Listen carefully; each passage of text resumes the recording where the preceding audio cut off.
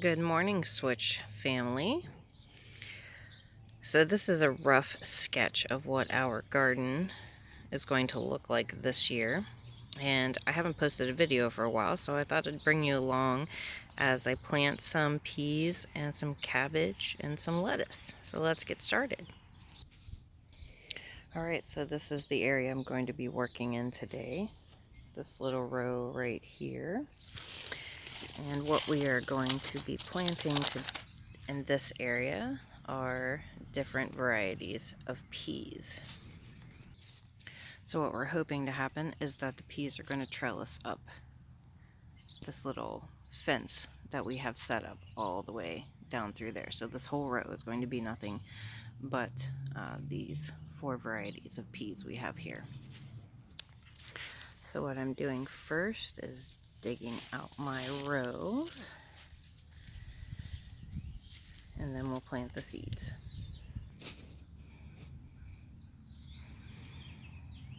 Alright, so the rows are planted. Well, they're not planted. The rows have been dug, as you can see. Now, a lot of times we do not adhere to the normal quote-unquote spacing rules. We tend to overplant with just about everything. A lot of times, too, your seeds are not all going to germinate, and we find that we would rather have more than not enough. So we're going to plant both of these 2 lines that I've created in the dirt here, both of these 2 rows of peas. Okay, so we have peas planted in both sides. And what I'm going to do is just go through and cover each one of them up.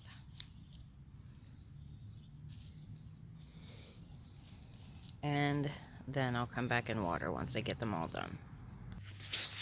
So another habit we got into was spreading down a little bit of mulch everywhere we plant. I'm a major advocate of mulching anyway, but every time I plant, I put a very thin layer of mulch over it, and that helps us remember what has already been planted, especially when you have 2 people working in the garden at different times during the week. This mulch is actually something that I believe I got at Menards, and it is cocoa bean shells,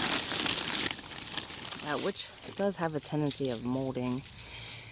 However, it smells amazing. It smells like chocolate.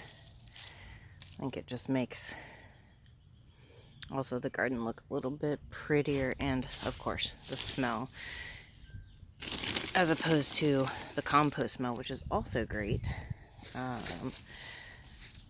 This just kind of gives the aroma of cocoa, right? The aroma of chocolate.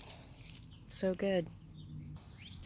So the next thing I'm going to plant are these 2 cabbage, both from MI Gardener. We do have some cabbage left over from planting in the fall, but they're not going to do anything. So we're just going to pull them up and stick them in the compost, because really they're not going to grow anymore. Now what we do still have over here is chard. This is actually going to grow just fine. We're going to leave that. It's also another type of chard. Here's another one. This is some spinach that was planted in the fall. We're just going to leave that in there. Clearly it is bouncing back and enjoying life. Here's some lettuce that we planted in the fall. And then I also put out some broccoli that I had started in the house. A couple of them wilted, but for the most part, several of them seem to be adapting just nicely. I just planted those yesterday. And then over here, we have Brussels sprouts.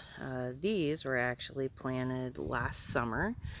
They weathered the winter in Ohio this year, and they have actually probably grown twice as much since the ice melted. So we're leaving them, well, this guy's not doing anything, but we're leaving them in, and hopefully here soon we'll get some Brussels sprouts. I think I've shared this before, but these fellas here made it through the winter, as did the chard over here. Kale bouncing back, it also made it through the winter. So we're just leaving those in. We might plant a fresh crop of them. Otherwise, we are still going to be eating lettuce, chard, kale, and Brussels sprouts from last summer. Okay, so right now what I'm doing is just tilling up this little box that we have been using. Just kind of mix the soil, aerate it a little bit, and then I'm going to plant the cabbage over here. Actually, probably not going to overplant this like we do some of the other stuff, just because one of the cabbage varieties is a mammoth cabbage, and since I have never planted that before, I'm curious to see just how big mammoth gets. So just give this a little till up, then I'm going to make a line right down here in the middle, and this box is going to be devoted to cabbage.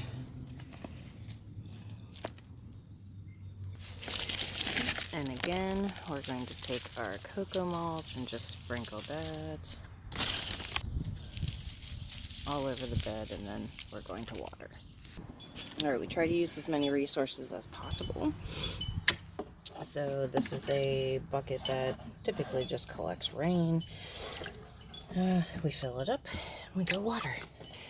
Alright, now I have heard that we are not going to get much rain for the next few days, so I'm more than likely going to be out here every day, or at minimum every other day, watering until the seeds sprout.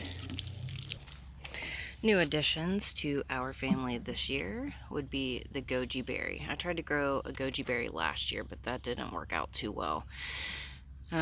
Hoping maybe it still comes up. I haven't disturbed the pot that I put it in. However, this was planted directly into the ground. Another new addition, wild blackberries. This is actually propagated from a wild blackberry bush that I found last summer, and it actually sprouted 4 plants. So looking forward to getting some wild blackberries from my yard and some goji berries. So this is a container full of radishes. I planted seeds when the soil was still frozen.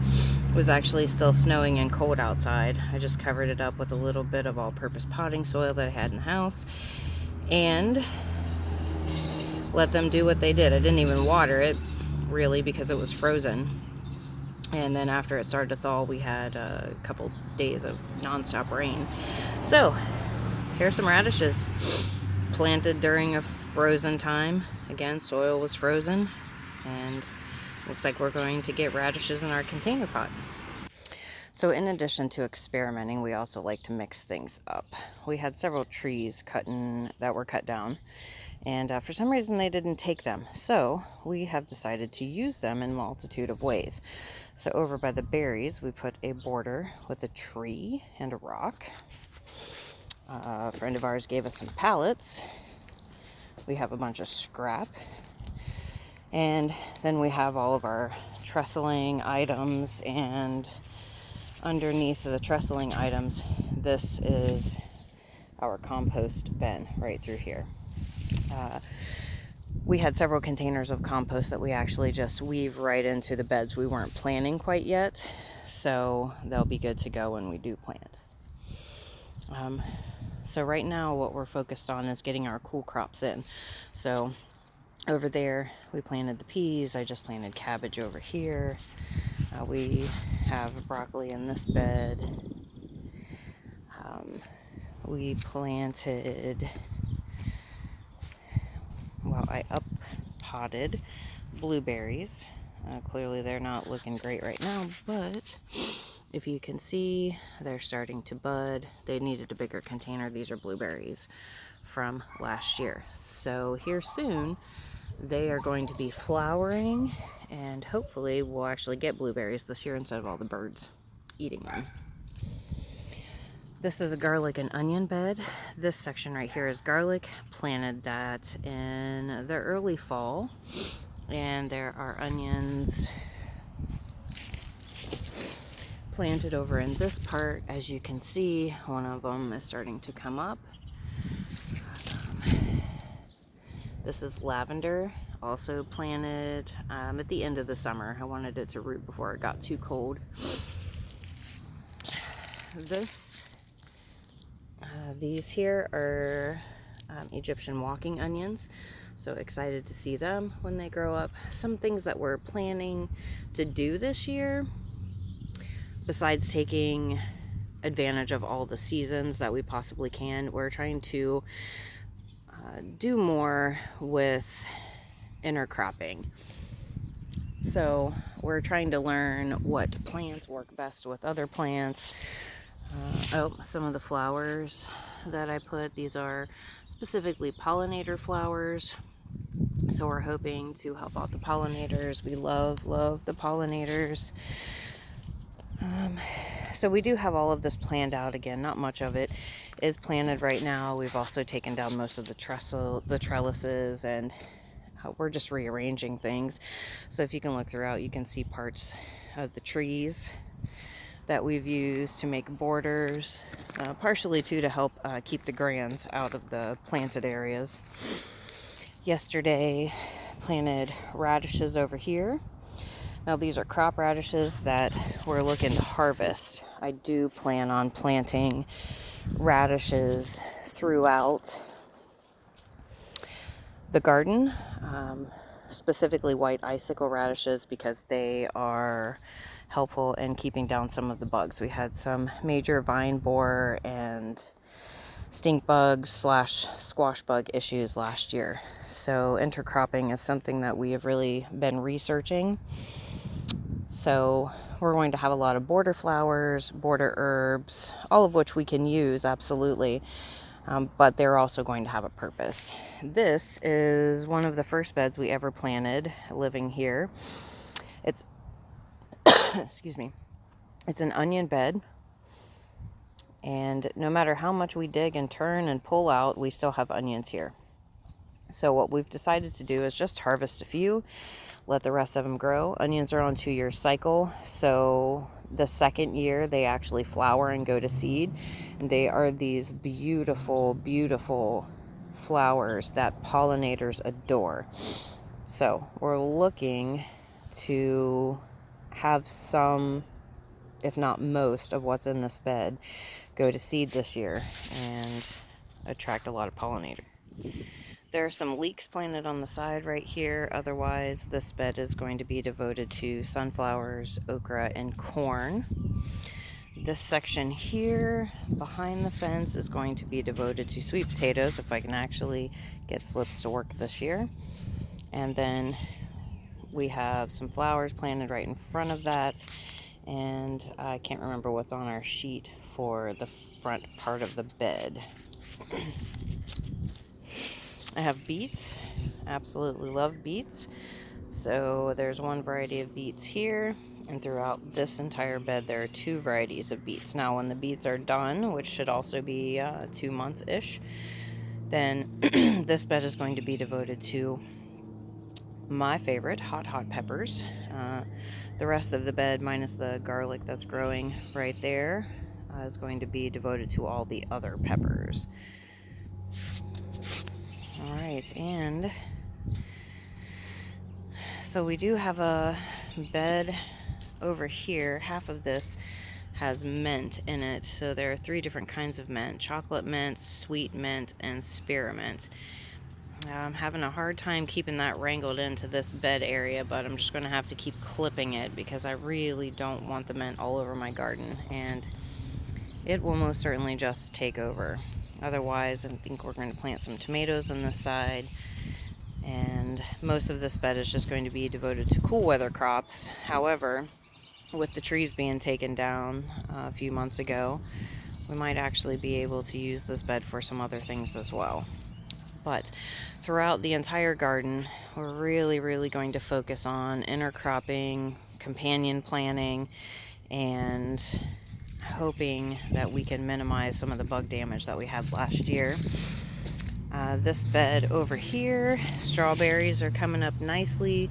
These are 2 new blueberry plants that were just added to our blueberry group. So now we have 4 different blueberry plants.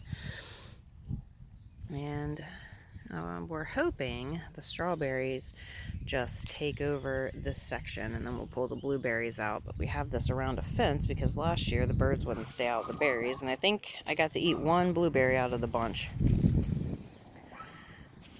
So I think that's all for today's Switch community. I look forward to showing you more as our garden progresses, and be sure to like and subscribe.